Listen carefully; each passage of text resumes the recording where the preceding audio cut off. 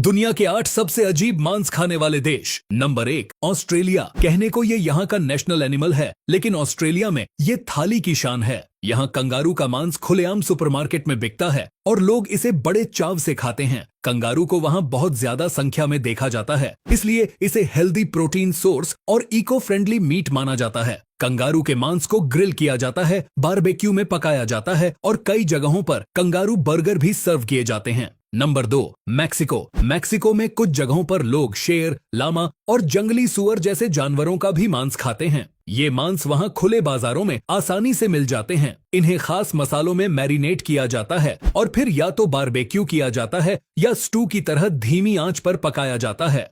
लोग मानते हैं कि ये मांस ताकतवर होता है और स्वाद में अलग ही मजा देता है।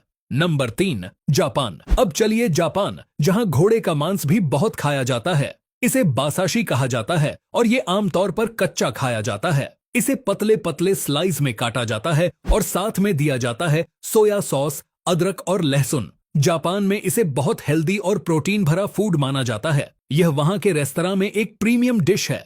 Number 4, Indonesia. इंडोनेशिया के उत्तरी सुलावेसी इलाके में मिन्हासा समुदाय कुछ सबसे अजीब मांस खाता है, जैसे कि चमगादड़, बंदर और कुत्ते। यहाँ की मार्केट में ये सब खुलेआम बिकते हैं। चमगादड़ को स्टू में, कुत्ते के मांस को ग्रिल करके और बंदर के मांस को करी में पकाया जाता है। कई बार इन व्यंजनों को त्योहारों और खास अवसरों पर परोसा जाता है। Number 5, Cambodia. कंबोडिया के स्ट्रीट फूड मार्केट में आपको जो चीज सबसे पहले दिखेगी वो है तली हुई टारेंटुला, यानी बड़ी जहरीली दिखने वाली मकड़ियां। लेकिन वहाँ के लोग इन्हें बड़े मजे से खाते हैं। पहले इन्हें साफ किया जाता है, फिर नमक, काली मिर्च और लहसुन में मैरिनेट करके खौलते तेल में डीप फ्राई किया जाता है। खाने में ये बाहर से क्रंची और अंदर से थोड़ा मुलायम होती हैं। कई लोग कहते हैं इसका स्वाद चिकन जैसा लगता है। Number 6, Thailand. थाईलैंड सिर्फ अपनी खूबसूरती के लिए ही नहीं, बल्कि अजीबोगरीब खाने के लिए भी मशहूर है। यहाँ तले हुए कीड़े, रेशम के कीड़े और सबसे खास मेंढक की टांगें बिकती हैं। मेंढक की टांगों को मसालों और लहसुन में लपेटकर ग्रिल या फ्राई किया जाता है। बाहर से कुरकुरी और अंदर से नरम,